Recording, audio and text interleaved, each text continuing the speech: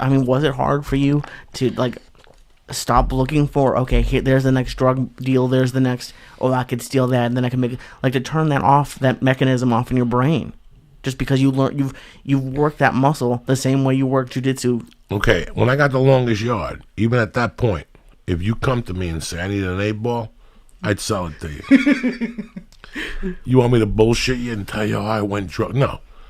In 2004, if you came to me and said I need to buy a quarter ounce of coke, and I knew you, I got to take it to my brother. He's visiting out here from Boston. And the guy he worked for wants a half ounce of coke. Oh, in a heartbeat. That's $200 in my pocket and a gram of blow. Why wouldn't? That's $3 for just taking a ride. But when I stopped doing coke, it was the funniest thing. 3 months later, people were coming to me with cash. Like, people always thought I was what's that word? Shady. So they would always like, I'll give you half now and half when you come back, that type of shit. Or, it was always one of those things. When I stopped doing coke, 90 days later, I'll never forget one day, sitting in the park lot at the Comedy Store. I went there to do comedy, obviously. And somebody came up to me, somebody I know well for a long time. And in their hand, they probably had $1,000. And they said to me, can you get me this much coke the next 3 days? I have relatives in town. 10 years ago, I would have taken that fucking money, told them to meet them there tomorrow at 6, and next thing you know, I would have had a sudden gig in Pittsburgh, and I would give them the money in a week, and I no blow. That's the type of guy I was. I give you the money back, but there was going to be a couple days where I disappeared. I don't know what happened. My phone got lost. The pager got swallowed by the parrot. I was one of those dudes. You got your money. I always gave everybody their money back. Or I give them the coke back and take a big chunk of coke out of it, and they'd call me and go, Joey, what is this? Oh, that's the way the guy gave it to me. Well, I got to give it back to the guy. I can't give it back to the guy. The guy went back to Vegas. If you want, we'll drive to Vegas. Now the kid's stuck with it. I would do something shitty that way. Would it stress you out when people were like, where's my money? Where's my coke? Like, oh, look at me. Do I look stressed out? No. Towards the end, I didn't give a fuck. I didn't give a fuck for a long time. Like, after I got divorced, I told you, I bumped into that dude that gave me the 2 pounds for the $8,000 that time. And I had another guy that gave me membership for the Mafia. He gave me money, and I signed him up to that. I gave him an application, and I told him where to mail it. I mean, this is the dumbest thing ever. That kid was calling me till about 5 years ago. Hey, I live in San Jose. I never heard from those people. But I did give you $2,000. I don't know what happened. Listen, meet me. I'll call you when I get to San Jose. And I'd never call him. That's how crazy I was. I used to hang out with this dude, Mike Roney. And I learned, when my mother died, I started hanging out with him like in 1980. And from 80 to 83, it was an education. Because he really didn't give a fuck. He would walk behind the store, take cigarettes, and walk out of the store right in front of you. It was our friend's store. And not look back, not even acknowledge him. And my friend pulled me over and his brother and said, bro, what's up with Mike Run? He just comes in here, takes cigarettes, and walks out. There's some people in life that don't fucking give a fuck. I'm so jealous of that. I'll never forget him betting with a bookie, losing, and saying, fuck that guy. And the guy saying, come on, I'm going to beat you up. Come over here and beat me up. Fuck you and your fucking $300 bet. Fuck you. Fuck you. And I learned a ton from him. Because those fucks you use work from time to time. You got to tell somebody to go fuck themselves from time to time. So they work. There's a story one time. I was in Seattle. I was living in an office above Josh Wolf's bar. Josh Wolf had a Lobo Loco. And this is 1996. And what I would do is I would find grapes. In those days, I had a sports betting service. I got this fucking phone company to give me credit with no deposit. They gave me an 800 number and a phone line with, I don't know how unlimited, 10 cents a minute. I don't know what this company, who they came from. I've never heard from them again. This is 1996. This new cell company or... Do you think there's like a $10,000 bill somewhere? Oh. So I had a 1-800 number so you could call me. And then I had 2 different numbers to call out. And what I would do is, I had a guy in San Diego that had a huge sports betting company. But he only signed you for the season. Okay.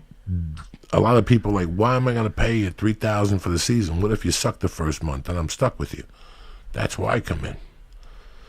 He would give me your name and I'd call you and go, Lee Syatt, Pete LaBamba here. You know Pete LaBamba is not really Pete, but I don't have time right now. Pete, listen, shut the fuck up. I got your name and number from my friend. He says you want to roll for the year. I don't want to sign people for the year. The type of player I am, in 1 fucking month, you're gonna get so much money, you're not even gonna want to know me no more. But I can't. I got a lot of customers, and I'd make up some cockamamie story on how I'm gonna sign them for a month, $2,250 for the fucking month. Unlimited. If whatever I get, you get. If I get Chinese ping pong, if I get 2 fucking goldfish that are wrestling in a park in fucking Chicago, you're going to get the winner of that fucking ad. And I'd sign them for the month. For unlimited picks. Unlimited picks. And I'd give them 3 picks a week. Tops. They'd be calling me for 7. Fuck you. 3. We're going to make money. I'm going to give you 1 on Saturday, 1 early, and then the winner of the Sunday night game or the total. Did you have any sources, or were you just picking them for yourself? I had some sources, but I was picking them myself. I knew some of the football players in the Seahawks, and I'd ask them creepy questions and shit. What would you ask them? Like, who's looking good at practice? I'd ask them, when you played against these guys, how was the defense? Did they hit hard? What do you think? Stupid thing. Not enough to make you bet money on it, to be honest. If that's what you're asking me.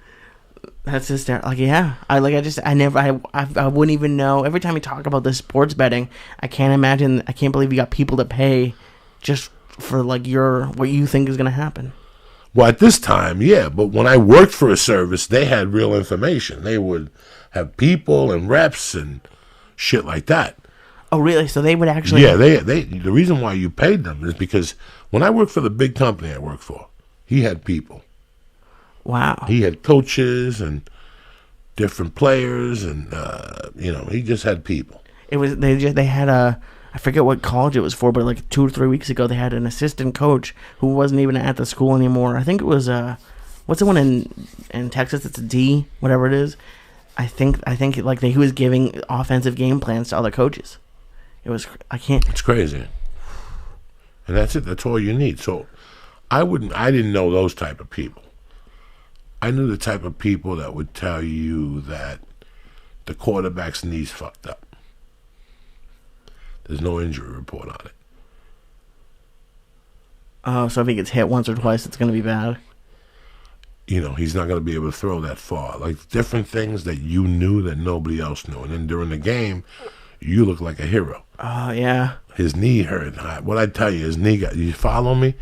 That's the information that impresses people. He was out all night. His God forbid, somebody he knows got hit by a fucking train. His mind's not been there for the last week. That type of shit. I know it's not available anymore, but was numbers just the easiest thing in the world? Because you didn't have to have any... It was just taking numbers. You were literally just writing numbers down. Yeah, that's it. Numbers are still available, but it's a one-man operation. And it's got to be in ethnic neighborhoods. Oh, you think they still do it? Yeah, they still do it. I know for a fact they still do it. If there's numbers and people have dreams, it's a great racket. The only thing that fucked it up was, when the lottos and stuff came in. But back to the story I was telling you. So I'm living in this office. I'm probably pulling down $800 a week on this little scam I got upstairs, which ain't bad. People sending me money to a Western Union, and then I would get you to go up there, or I would pick the money up. You could only go to Western Union a few times under your name. So I would go one time. I'd pay you $100 to go with me. I'd give Josh Wolf $100 to go with me, Gavin $100 to go with me, Brody $100 to go with me, and I'd send the money to their name. Oh shit! And I didn't they'd know pick it that. up for me and just give me the money at the comedy club later. There's one right here. I knew all the Western Unions. I knew where they all were. So is that what they? I never knew what Western Unions were for. I never knew anyone had to wire money. Now you could send it to me on PayPal. Yeah. Oh Jesus. I don't even have to go to Western Union. Now you want the information? Give me a PayPal account. Send me $300 right now on PayPal. That's it. That's it. So I got this guy. Here's where it gets ugly. I was making money off guys, calling them up. Like, I would be on the road, and on Sunday mornings, I'd have to get up early and call people on a dime, on a payphone with fucking quarters, because I was on the road. I didn't have my 800 number.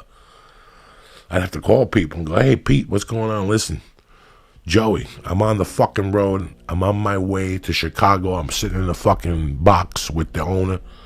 Like, I just bullshit. And really, you're doing comedy in the Yeah, middle I'm of in nowhere? fucking Portland, Oregon, in a fucking hotel, and I hear a woman getting beat next to me and shit, and I could smell her hair on fire, and I'm telling this guy on the phone, I'm in the fucking Ritz, I got a butler, his name is Charles, he's massaging my anus, you know, shit like that. Meanwhile, I'm in this fucking dump, and I'd say, you know, I sent you the information, I'd have him Western Union me more money, I'd have people pick it up for me. I'd call Brody, wherever, where you at. Picked up that money, I'll see you Monday night at the fucking comedy club. And then I would dispatch my games. But anyway, I'm in a bar one night, and I start talking to this guy, and we're talking back and forth. Next time we have Josh on, he'll tell you. I think we discussed it one time. And we're talking about sports, and the guy goes, I don't have a bookmaker. I go, well, it's your lucky day. I got a bookmaker. And I did this for years. I did this with my ex-drug dealer. Oh, no. Yeah, I used to do this all the time. I just call you up and put a bug in your ear. But with this guy, I told him I could call in bets for you, and after a few weeks, I'll introduce you to the bookmaker. This guy was the kiss of death. He was giving me $1,000 to $1,500 every week. And sometimes I wouldn't take his action. So sometimes he'd call me if I didn't like the game. I go, listen, he's at a fucking game. Fuck. I want to get, then the next day he'd call me mad. God damn it, I knew I could. Then when he'd call me, and if I liked the game, in fact, he'd call me first. And if I liked, let's say, Dallas, and they were playing who's Dallas playing next week? The Kansas, are they playing Kansas City? No. Kansas City's AFC team. Dallas is an NFC. Let me look it up. Dallas is playing Green Bay. Oh, you're right. Thank God I'm in this fucking room, and you're the sports guy. Let's say Dallas is playing Green Bay next week. Dallas, I don't know if Dallas, I don't know what this, I'm just making this up. Let's say Dallas is playing Green Bay in Dallas, and Dallas is giving 4 points. I love Dallas. I would, when he called me and asked me who I liked, I'd pitch him Green Bay. Mm-hmm. Oh yeah, Green Bay's tough. In fact, I'm gonna bet $1,000 on Green Bay myself. Were you ever give him a winner just so he would like keep doing it with you? No. He lost for 3 weeks. He would pick a winner, but by that time he'd be down 900. And he'd win 400. He still owed me the juice and the original $50.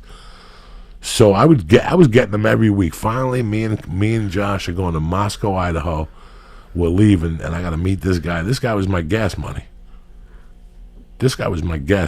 We had no money. The plan was to meet him. We're going to go have a big hearty lunch on Uncle Joey and fill that tank up and get a bag of weed to drive, to go, like doctors. We get down there, I go to collect from the guy, and the guy's like, no, I'm not giving you the money. This is like the 5th time in a row I've paid you, and I still haven't met the mob guy.